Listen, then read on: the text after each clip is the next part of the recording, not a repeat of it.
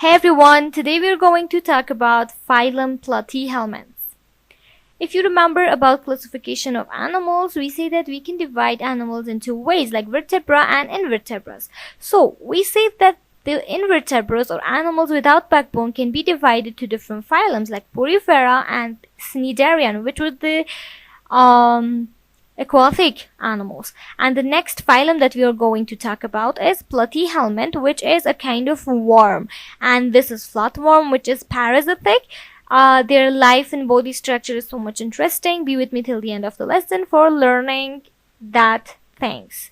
So starting with their body structures, they are triploblastic. If you remember the expression triploblastic, we say that their fertilized egg after fertilization might have three layers like ectoderm, endoderm and mesoderm. So they are not primitive. And also they got flat body, as you can see. And they are soft marine animals, and sometimes in moist places, in places with lots of moisture, we can find them. And they got bilateral symmetry. It means if we cut them into two pieces, so two parts would be identical to each other. About their nerve system, we can say they got brain and two nerve cord, which is located parallel to each other, as you can see.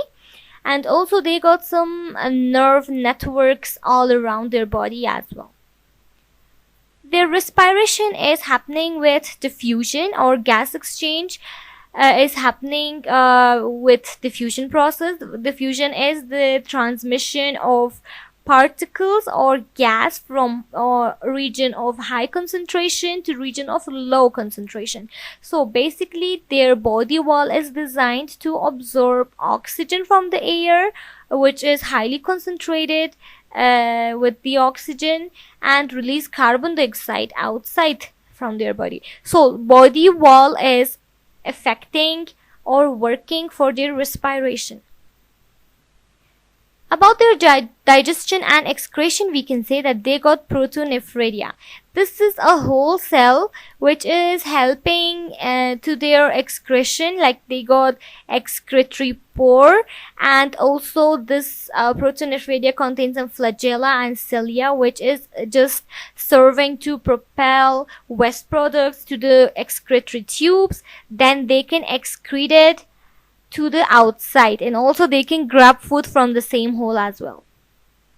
The reproduction can be sexual and asexual. So if it is asexual, they can divide themselves into two genetically similar individuals. Two individuals which is, same with each other, because they are just dividing themselves into two. But if they are reproducing sexually, we can say that they are just exchanging their gametes, male and female ones, and both of them then can grow to genetically different individuals. It means individuals which can grow after sexual reproduction is genetically different, and individuals which are growing after asexual reproduction is genetically similar with each other.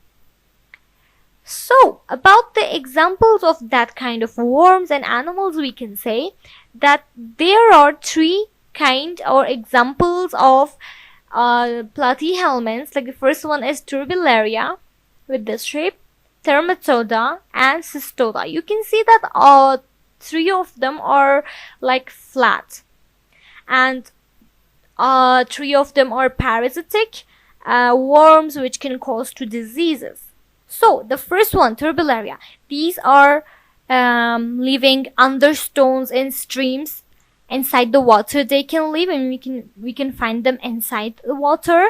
They are flat and they got cilia or hair-like structures by which they can move. Thermatoda, the second kind of it, which is a parasite in vertebrate animals, like in animals with backbone. It can be human or some cow, sheep, and different kind of vertebrates, and it can harm the blood, liver, lung, and intestine. Sistode is the third kind of it. It's a ribbon-like and flatworm.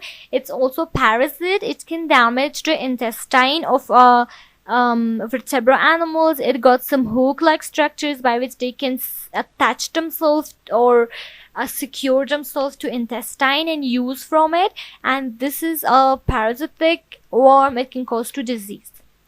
So that was all about the phylum Planthyelminthes. I hope you learned something, and thanks for being with me till the end of the lesson.